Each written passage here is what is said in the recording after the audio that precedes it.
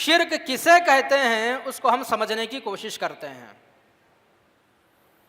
آپ لوگ یہ بات ذہن میں رکھ لیجئے، اللہ سبحانہ و تعالیٰ نے جس کتاب کو میرے لیے، آپ کے لیے، سارے دنیا کے لوگوں کے لیے جس کتاب کو نازل کیا ہے، جسے ہم قرآن مجید کہتے ہیں، جسے ہم قرآن پاک کہتے ہیں، قرآن مجید کا کوئی بھی پیج آپ کھول کر دیکھ لیجئے، کوئی بھی پیج، گارنٹی کے ساتھ میں آپ کے سامنے یہ بات کہہ سکتا ہوں، ہر پیج میں اللہ کی توحید کو بیان کیا گیا ہے اور اللہ کے ساتھ شرک کرنے کو منع کیا گیا ہے۔ اور شرک کہتے کسے ہیں؟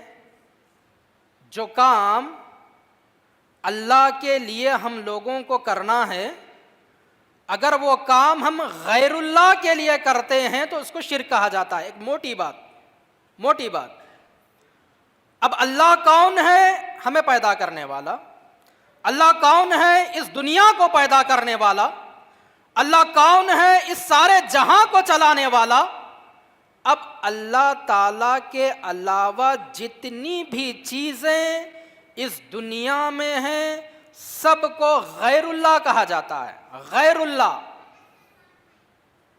اللہ کو چھوڑ کر انسان غیر اللہ ہے، اللہ کو چھوڑ کر فرشتے یہ بھی غیر اللہ ہیں، اللہ کو چھوڑ کر نبی اور رسول یہ بھی غیر اللہ ہیں، اللہ کو چھوڑ کر یہ درخت، یہ جھاڑ، یہ پانی، یہ سورج، یہ چاند، یہ دیوار، جتنی بھی چیزیں اس دنیا میں ہیں وہ سب غیر اللہ اس کو کہا جاتا ہے۔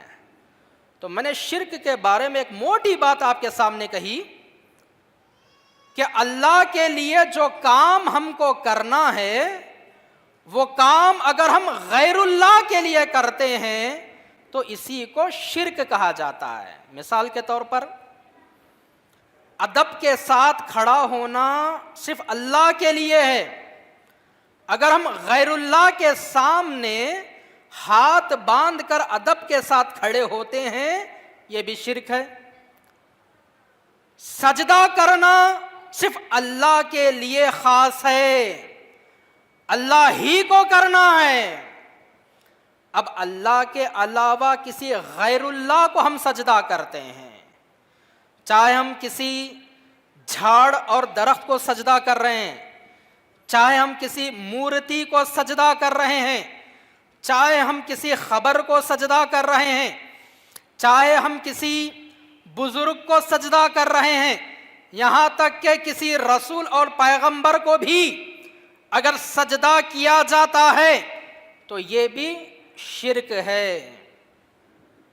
اسی طرح اللہ سبحانہ و تعالی ہی سے مدد مانگنا ہے، اللہ ہی سے مانگنا ہے، اللہ ہی کو پکارنا ہے، اللہ ہی سے دعا کرنا ہے۔ اب اللہ کو چھوڑ کر یا اللہ کے ساتھ ساتھ ہم کسی غیر اللہ کو اگر پکارتے ہیں، ہم کسی غیر اللہ سے مدد مانگتے ہیں، ہم کسی غیر اللہ سے دعائیں کرتے ہیں تو یہ بھی شرک ہے۔